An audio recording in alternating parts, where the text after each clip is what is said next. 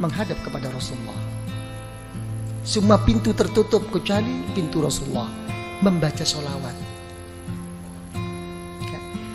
Kebesaran Rasulullah dengan kita membaca sholawat ke Rasulullah, walau riaan, walaupun kita riak, ada maksud lain karena melihat kebesaran Rasulullah, dengan membaca sholawat akan diterima oleh Allah. Sampai Al-Imam Ar-Ramli dan Imam Ibnu Hajar dipertanyakan oleh seorang murid, bagaimana buat saya wahai guru, dengan begitu banyak dosa yang saya kerjakan, banyak kesalahan-kesalahan, yang baik buat saya itu apa? Membaca istighfar apa sholawat? Dijawab, yang lebih baik baca sholawat. Sedangkan secara logika, kamu tuh banyak dosa, ingin diampuni dosanya, mestinya membaca istighfar. Ini tidak. Istighfar kamu tuh yahtaju ila asfi istighfarin. Istighfar kamu itu masih memerlukan 1000 kali istighfar. Belum tentu kamu istighfar kepada Allah. Makanya setengah ba'dul aulia, setengah wali tidak berani membaca astaghfirullahaladzim alladzi la ilaha illahu. Enggak berani. Saya mohon ampun. Betulkah kamu mohon ampun? Jangan-jangan habis ini kamu nanti suka lagi melecehkan Allah, kamu istihza. Enggak berani. Yang ada itu tidak mohon ampun, tapi Rabbighfirli, ampuni saya ya Allah, ampuni. Saya enggak mohon kayak saya ini orang pandai-pandai aja mengaku mohon ampun. Memang betulkah kamu? Sampai begitu akhlaknya. Ini ba'dil aulia. Tapi tetap kelas tinggi lagi wali, dibimbingnya oleh ulama thariqah. Tetap kamu harus mohon ampun kepada Allah, astaghfirullahalazim. Tapi bagaimana guru? Tapi kamu sandarnya bukan di situ. Bukan bersandar kamu mau pandai-pandai diri sungguh-sungguh mohon ampun kepada Allah. Kenyataannya kamu tidak kok. Tapi kalau kamu baca astaghfirullahalazim, kamu larikan kepada Rasulullah SAW. Kenapa? Karena Rasulullah membimbing saya menggunakan kalimah ini. Minta dukungan Rasulullah. Ini ikut. Okay, you understand? Ya, ikut. Karena itu dijawab oleh para ulama, baca sholawat. Kenapa? Karena kamu kalau sholawat sudah berKKN dengan Rasulullah Sallallahu Alaihi Wasallam, ya kan? Sejelek-jelek saya wahai Rasulullah, engkau tidak akan bisa mengingkari bahwa saya walaupun bagaimana termasuk umatmu wahai Rasulullah. Enak kan? Sholawat.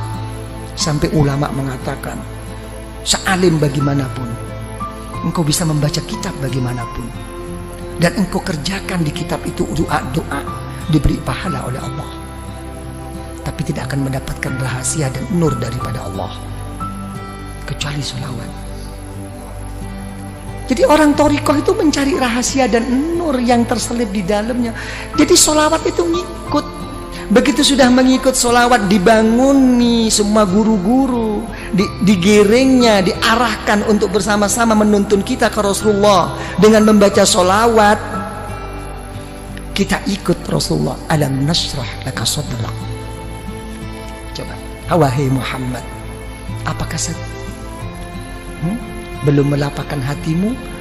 Sudah wahai Allah. Coba, kita juga begitu akan menjawab, alam nashrah laka sadrak. Nanti waktu khususi, iya ya Allah, seperti engkau melapangkan Nabi Muhammad, lapangkanlah hati saya ya Allah. Gitu, manja. Orang thariqat itu manja, tapi sesudah istiqomah, nggak istiqomah kok manja. Gitu. Alam nashrah laka sadrak wa wada'na. Apakah saya tidak telah meletakkan mengampuni dosamu wahai Rasulullah? Iya ya Allah. Saya juga deh ya Allah. Saya juga. Gitu orang thariqat. Saya juga deh. Ikutin deh. Udah ngumpul nih. Begitu. Allazi anqadha telah sudah nggak mampu, sudah patah semua ini kemampuan kita. Ya, alam nashrah laka sadrak wa wada'na anka wizrak alladhi anqadha dhahrak wa rafa'na. Wahai Muhammad, apakah saya tidak telah mengangkat sebutan-sebutanmu? Kalau ada la ilaha illallah mesti ada Muhammadur Rasulullah, ya kan? Kalau sampai Nabiullah Adam, ya kan, bisa berwasilah kepadamu dengan melihat setiap apapun yang di aras, yang di surga, nampak nama Allah, mesti ada Nabi Muhammad. Saya lebih khusus, wahai Rasulullah, angkatlah saya. Tapi namanya hidup, walaupun bagaimana akan menghadapi suatu kegoncangan dalam kehidupan. Betul apa tidak? Diulang 2 kali di ayat ini, innama ala usri yusra, innama ala usri, sampai 2 kali. Sesungguhnya, percayalah yang mantap sama Allah. Sudahlah, sesudahnya ada sesuatu kesusahan, kerepotan, mesti ada jalan keluar. Sampai 2 kali. Ini menunjukkan bahwa kita ini mudah goyah. Gimana? Telah berhasil apa tidak perjuangannya ini? Ya, kok kalau dilihat-lihat kok innama al usri yusra, innama al usri yusra. Saya kok nggak pernah yusra, kok usri terus ini, ya apa ini? Karena saya jadi usri jadi usrak terus. Ngusrak terus saya ini. Ayo ngomong. Ya, gimana kok sampai tidak berhasil semua ini? Ya, zaman dulu semuanya serba mudah, kita susah. Sekarang kok kenyataannya seperti ini Indonesia. Ini makin susah apa makin gimana ini kesempatan? Saya nggak ngomong soal susah, makin ada kesempatan nggak kita ini mau masuk ini? Nah, urusan apapun, bisnis apapun. Coba ngomong. Nggak bisa menjawab. Ya, sekarang kita ini kayak main apa? Nopo? Kartu, nopo cara bahasa Inggris apa? Gambling. Iya. Ya, kita kayak main sekarang, kita menghadapi kayak orang main apa? Spekulasi terus. Betul-betul kembali kepada takdir Allah sekarang kita, nasib-nasiban. Iya. Jadi menteri sedikit sudah seneng, jatuh lagi. Kan bingung kita ini. Ayo ngomong kalau udah begini. Nih Pak Sofyan jadi menteri tapi besok turun, bingung. Wis karuan becak bae. Iya, mesti dikasih tahu. Iya. Ini gambling ya kita ini ya, main terus ini kita. Nah, coba ya apa kalau udah begini? Tidak pasti. Keadaan kita ini masih begini terus Pak Arifin ya. Nah, tidak mau kemana arah kita ini? Ya kan ya? Coba mau kemana nih?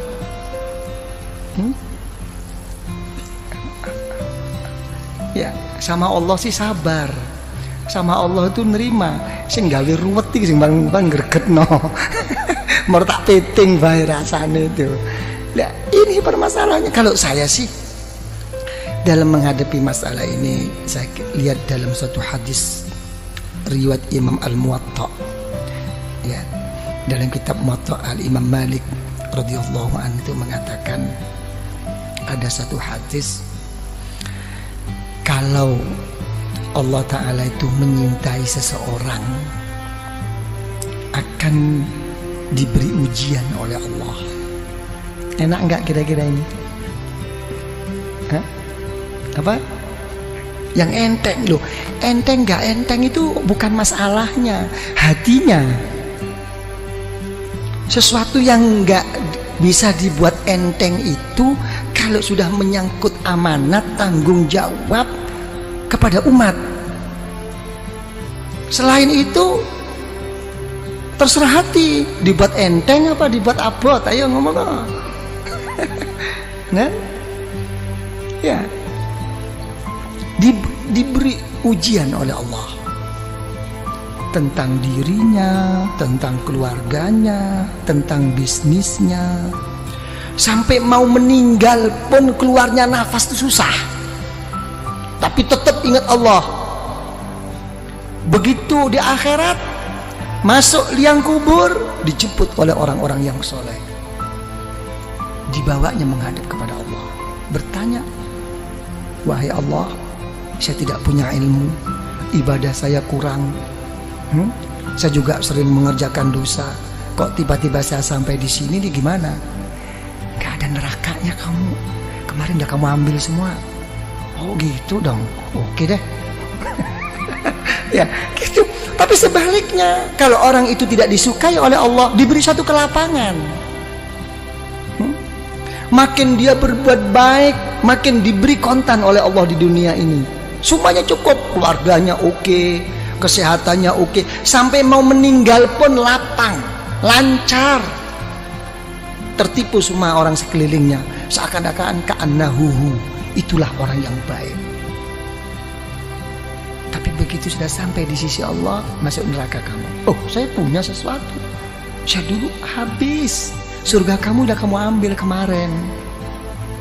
Jadi kita jangan tertipu, ya, dengan kadang-kadang gimana nih Yai, zikir pun sampai mau patah leher nih, kok enggak lancar-lancar. Ya kan, kok begini-begini, kenapa? Itu sih orang nggak pernah sembahyang, oke-oke aja nih, hotelnya makin tinggi, ini ikut Yai kok tambah begini nih, gimana nih? Wah, gua mau cari guru lain deh. Wah, iki mulai main dukun. Ini banyak yang begitu itu. Betul apa tidak? Inilah.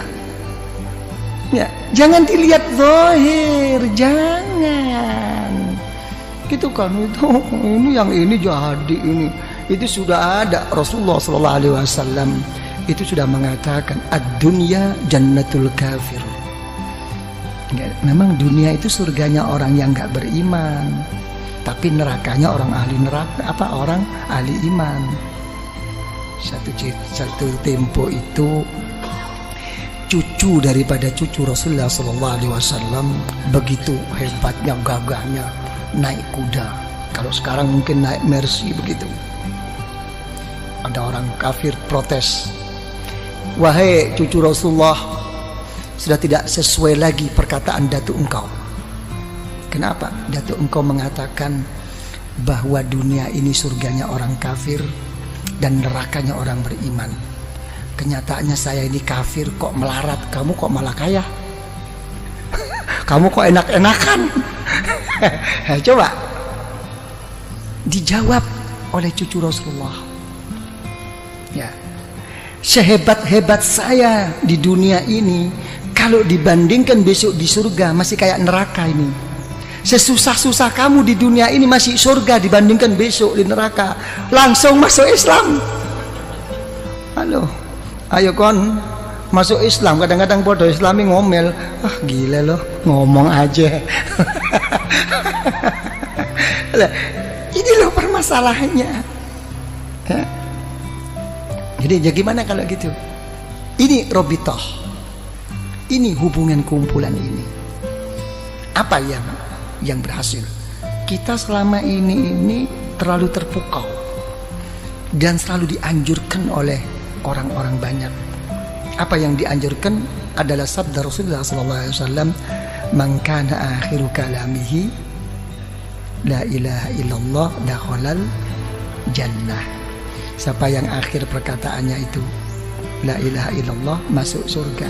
Bagaimana orang itu mau ingat la ilaha illallah? Ya, pada saat itu semua setan, iblis sudah datang semua kok. Silahkan kamu jadi orang kiai, jadi orang yang soleh, jadi ini. Yang penting nanti akan meninggal, akan gude iman kamu. Susah. Ini sebetulnya ini hanya cuma anjuran agar bagaimana zikir itu menjadikan tabiah, menjadikan otomatis, bukan hanya sekadar cuman dibaca pada saat perlu aja. Dengan keotomatisannya itu insya Allah, ya, menghadapi segala kesusahan mau meninggal ini akan diingati oleh Allah, dakhalal jannah. Kalau dia menyebut la ilaha illallah, itu anjuran. Tapi praktek Rasulullah tidak begini kok. Praktek Rasulullah akan meninggal itu justru beliau tidak mengatakan la ilaha illallah, malah beliau berdoa, Allahumma ar-rafiqul, ya Allah, pertemukan saya ya Allah, kumpulkan saya ya Allah dengan kawan-kawan saya yang mulia ini. Coba, ini Rasulullah nangis. Sayyidatuna Aisyah radhiyallahu anha, idzan la yakhtarna, karena Rasulullah sudah menyebut-nyebut orang-orang yang saleh, menyebut orang-orang yang tinggi di sisi Allah. Sudah jelas Rasulullah tidak akan memilih kita, akan kembali Rasulullah kepada Allah. Ini ternampak, semua kawan Rasulullah itu ternampak orang-orang yang soleh ini. Ada satu kerinduan bertemu mereka-mereka. Ini maksudnya Robitoh itu di sini. Makanya ada istilah, dalam istilah ulama Thariqah itu apa? Ar-rafiq qabla thariq. Ya, mencari kawan itu sebelum melangkah berjalan ke arah mana. Cari kawan, apalagi ke Allah. Yang benar cari kawan ini, yang bisa mendampingi suka dan duka. Itu doa Rasulullah. Allahumma ar-rafiqul a'la. Nampak. Jadi kalau orang thariqah, misalnya yang pernah saya saksikan, saya buktikan dengan orang tua saya sendiri, dan orang tua saya juga menceritakan tentang guru-gurunya begitu.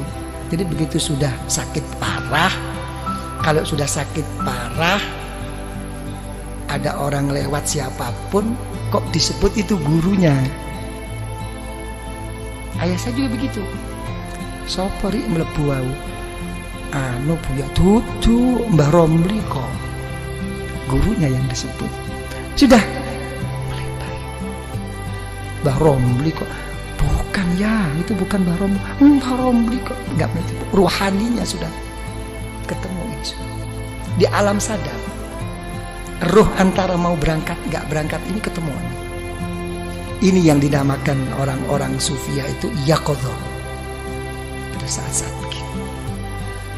Jadi ini hubungan thariqah itu di sini, bukan apa namanya, bukan hal-hal yang lain. Sampai mau meninggal pun ada masalah yang begini ini, kan? Jadi paham ya? Jadi begitu, innama ala usri yusra. Kalau sudah susah atau seneng, ya lari kepada Allah. Fa idza faragta fansab. Ya, kalau sudah selesai, ayo tetap jungkel loh. Ya, dengan sungguh-sungguh gitu loh. Kalau dalam kekosongan isi dengan kesungguhan kepada Allah. Wa ila rabbika farghab. Ini jawab. Jangan dimentahkan lagi, ini dijawab khususi ini. Ya, kalau sudah begitu baru apa khususi ada Bismillahirrahmanirrahim. Kul wallahu ahad, Allahus somad. Kan begitu ya. Jadi dilarikan apapun wahai ya Allah di dalam kehidupan saya dan pada saat saya meninggal dan sesudah saya meninggal ya Allah, kuatkanlah iman saya. Kul wallahu ahad. Semuanya saya kembalikan kepadamu wahai ya Allah. Ini kunci. Lah, apa kalau kita sudah buka kunci itu cukup? Tidak cukup. Di sini kita digugah lagi oleh guru itu. Kirim Fatihah lagi. Dibangunkan lagi guru-guru ini untuk menghadap bersama-sama kepada Allah. Al-Fatihah. Sudah Al-Fatihah, sholawat lagi. Diajak bersama-sama ke Rasulullah. Ini Rasulullah. Baru ukuran pribadi. Baru apa maumu sekarang? Ditantang oleh guru-guru. Apa maumu? Kamu ngetok-ngetok sama aku terus-terus kayak begini. Apa maumu? Nah, ini pribadi. Mauku ini. Karena kita sudah dituntun oleh guru, sudah melalui wasilah Robito oleh guru, dibawa oleh guru rohani kita, didudukkan di depan Allah. Ini hawa. Ini Allah. Ini di depanmu. Perlu apa kamu sekarang? Didampingi oleh gurunya di belakangnya. Disepuhkan, dituntun sampai di hadapan Allah. Apa kenyataannya dikhususi? Menyebut nama Allah. kepentingan pribadinya. Allahumma ya qadiyal hajat. Ginilah. Allahumma ya qadiyal hajat, Allahumma ya qadiyal hajat. Ya Allah, ya, yang memberi, yang memutus, yang menyampaikan segala kehajatan kita, ya Allah. Allahumma ya qadiyal hajat, Allahumma ya qadiyal hajat. Ya, gitu. Nah, habis begitu hajat-hajat terlalu luas, keadaan genting ini, ya Allah, hal-hal yang ini yang terlalu pokok, ya Allah. Saya banyak hutang, saya banyak kredit. Ya sudahlah kalau gitu. Allahumma ya kafiyal muhimmat. Kurang apa? Cuma jawabannya satu, kurang sungguh-sungguh. Komplit kok di khusus itu. Nah kalau sudah kamu semua ya qadiyal hajat, apa kepentinganmu sudah cukup? Tidak, kamu sebagai orang beriman. Terus gimana ya Allah? Dipanggil lagi Allah. Allahumma ya rafi'at, tinggikan darjah saya ya Allah, tinggikan, jangan kau biarkan seperti ini, ya kan? Di samping engkau terima ya Allah, tuakanlah saya di lingkungan saya ini ya Allah. Gitu. Allahumma ya rafi'at darajat, Allahumma ya rafi'at darajat. Ya, habis gitu cukup? Tidak cukup. Kalau sudah rafi'at darajat, kamu sudah tinggi di sisi Allah, sudah betul-betul telah tercapai kedudukanmu di sisi Allah, apalagi di dunia ini, tidak cukup. Tetap inna ma'al usri yusra, tetap ada satu rintangan. Apa terusnya doa? Allahumma ya dafi'al, ya Allah yang menolak segala musibah. Banyak rintangan ini ya Allah, ini ya Allah. Begitu. Bukan berarti terus udah sukses, saya sudah beres, ini sudah oke lah semuanya. Nggak mungkin. Malah lucu, makin sukses malah lucu, makin didekatkan musibah bala daripada Allah. Apa contohnya bala musibah yang didekatkan oleh Allah? Yang merusak kita tuh bukan orang jauh, orang yang deket-deket ini. Orang yang munafik sama kita tuh orang-orang yang dekat. Hati-hati nih. Nah kita dapat diking kita sudah nggak ingat persahabatan, persaudaraan kita dulu waktu kita enak-enak. Begitu ada ini yang ngerogotin tuh ini kroni yang memang nggak hub fillah wal bughdu fillah, ini nggak selesai. Tapi apa kita putus asa? Tidak, diteruskan doa dalam khususi. Allahumma ya muhillal, ya Allah yang menguraikan, yang membuka, yang melapangkan segala kemuskilan, segala keruatan, segala yang tidak lancar. Dipanggil lagi ini, ya Allah problem saya. Kalau sudah gitu mau apa kamu? Ya berilah ya Allah. Secara khusus baru. Tadi secara umum, Allahumma ya qadiyal hajat, Allahumma ya kafiyal muhimmat.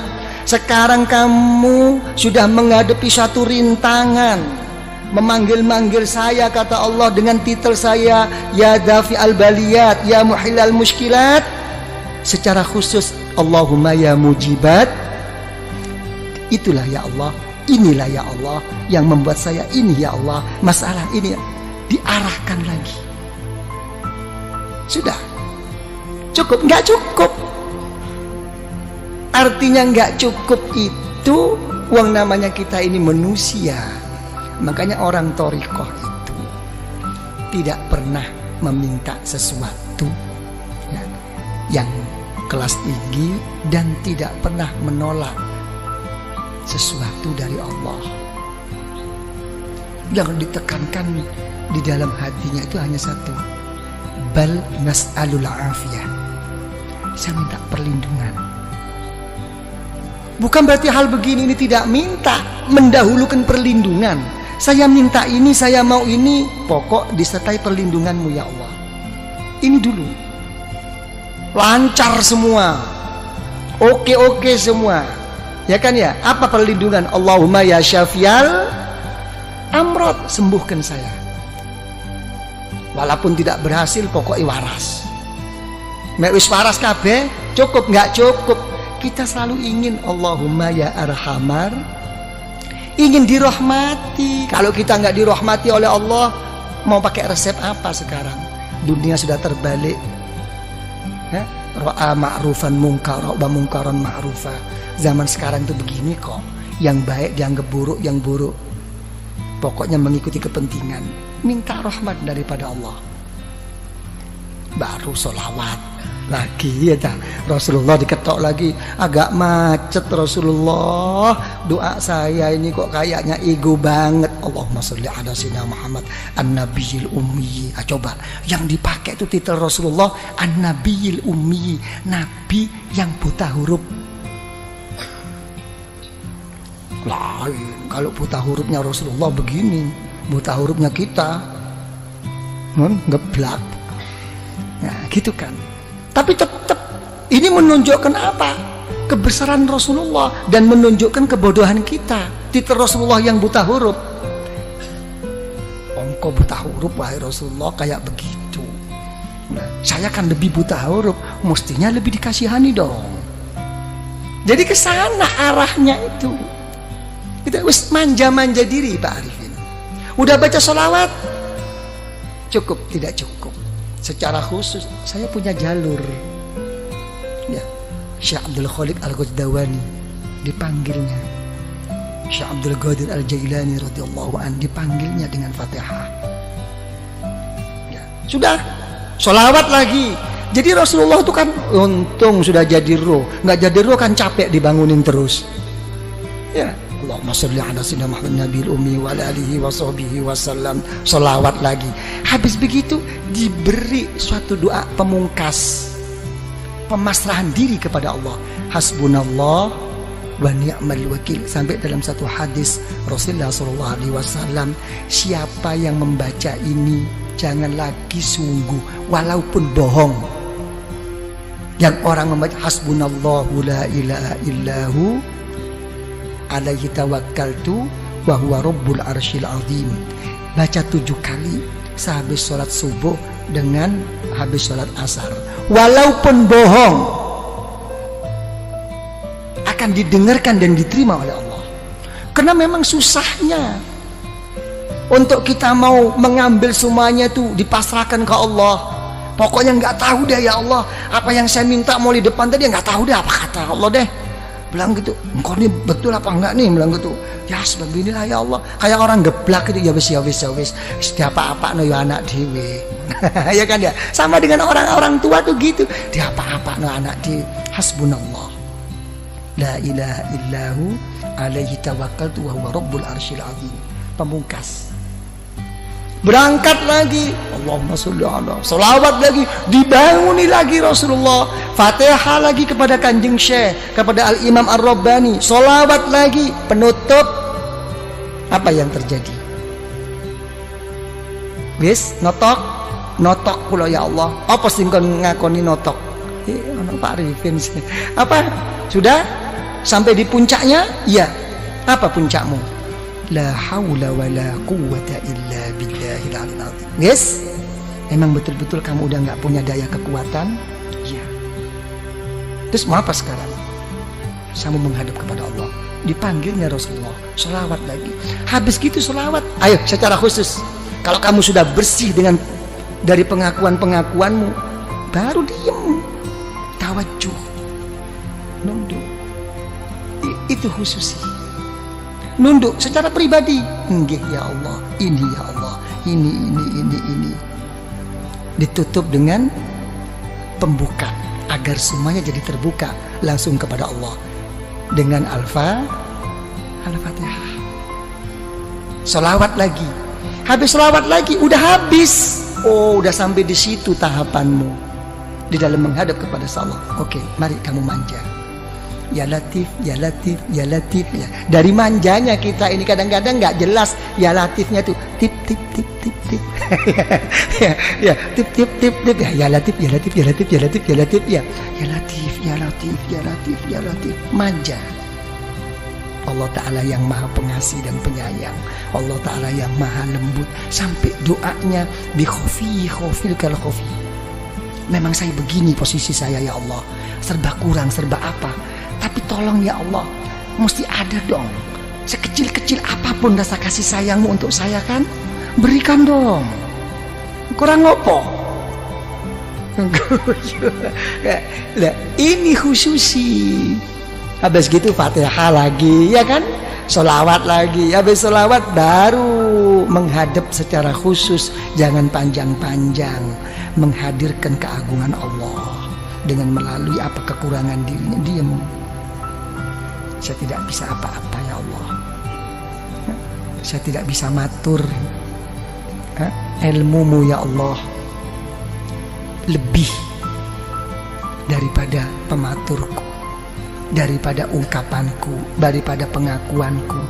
Ilmumu telah mengetahui keadaan saya sekarang ya Allah. Dekatkan. Melalui apa? Dengan rahmat, kebesaran Allah di dalam rahmatnya dan pengampunannya. Selesai. Jangan ingat dosa waktu itu, udah berangkat aja. Oke? Nah, itu baru Fatihah selesai. Terus coba gimana? Ada yang perlu diperkembangkan? Kenapa? Jeding. Oh. Coba apa ya? Ya, jangan lupa nanti baca apa? Hasbunallah la ilaha illahu alaihi tawakkaltu wa huwa rabbul arsyil azim. Itu pokok itu. Coba apa yang perlu dianukan? Kanca Madura. Dan kanca Madura kamu saja. Dan nggak dikasih tahu kemarin ya. Kok nggak ada muncul anak-anak di mana anak. Dan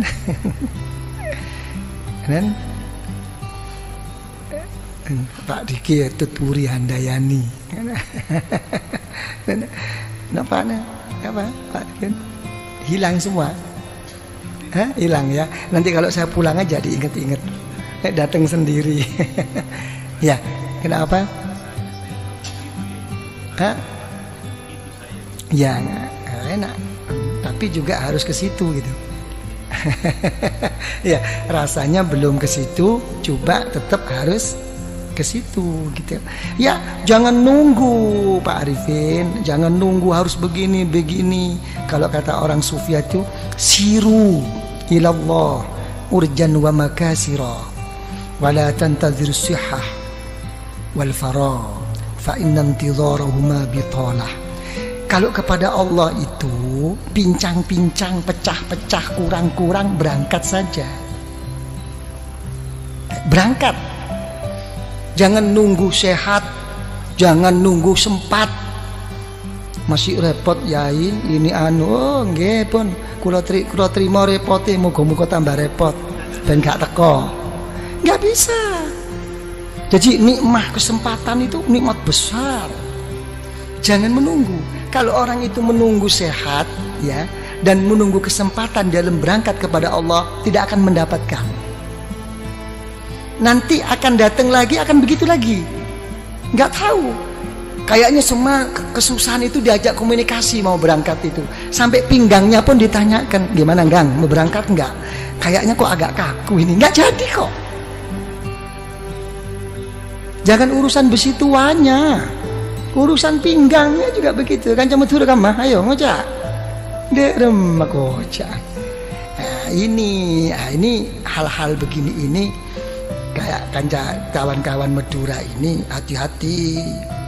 Kenapa saya katakan hati-hati? Begini ya, ini ngomong tentang niat.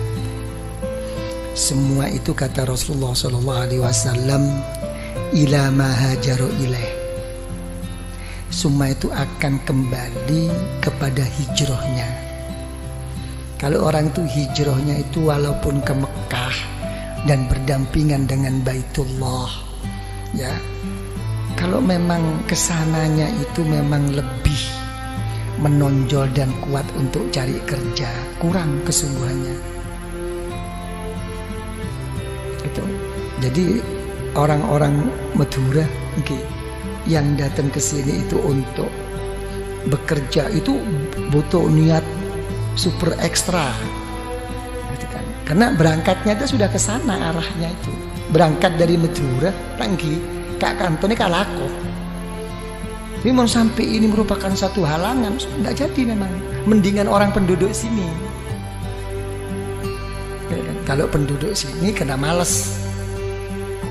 Ya. Tapi kalau orang yang memang niatnya itu begitu, bukan males, karena sudah terdinding, mencari alasan. Dan itu untuk dipertahankan agar diterima, mencari pembenaran. Maka orang pikir selok datang tangki. Biasanya orang-orang yang diajak kepada Allah tidak mau datang dengan alasan macam-macam. Tolong dibuktikan, betulkah dia itu sibuk? Kalau dia itu betul-betul udzur sibuk, pada saat acara yang akan datang, pasti akan datang, diberi pertolongan oleh Allah. Tapi kalau dia nggak betul-betul sibuk, kena males, lihat paling nggak keng toju aroko. Dan berikutnya akan begitu terus. Dan untuk memberangkatkan itu susah. Dia hanya mempunyai i'tiqad. Untuk menjadi orang yang berangkat itu susah. Dan itu hafal, begitu itu udah pembawaan. Saya nggak akan coba betul lagi. Man eman. Kan kita kadang wah, tongkui kiai kalau datang ada kiai ni boleh. Dia ni hak lah cukup dari datang mau kiai. Aduh, swarga gede kok cukup kan. Tanggi saya. Jadi untuk orang ikhwan thariqah sangat-sangat tidak layak. Bukan masalah salah bener. Coba Pak Arifin apa? Jadi jangan tunggu, yang penting berangkat. Nah, gitu Pak Arifin ya. Dan ada kemauan. Lebih-lebih kemauan itu dengan dasar merasa dirinya berkurang, tidak punya apa-apa, tambah begini. Itu nilai yang pokok. Sembahyang malam karena sudah menjadi rutinitas, ya biasa. Sembahyang malam karena tidak menjadi biasa, tapi merangi hawa nafsu, lain nilai. Ini yang lebih mahal. Karena ini dengan perasaan pengakuan di dalam hatinya untuk memerangi hawa nafsu, lain. Nilai di sisi Allah itu lain. Dan ini kalau sampai kuat terus begini. Makanya isyarah Rasulullah SAW, lau tadumuna ala ma kuntum indi, lau tadumuna. Kita diajak harus terus menerus. Jadi gitu. Tapi sudah rutin saya yai, walaupun rutin tetap diajak komunikasi. Oke, terus berhenti Pak Bito. Sudah capek ini. Ya sudah nggak ada lagi. Udah ya gitu aja lah.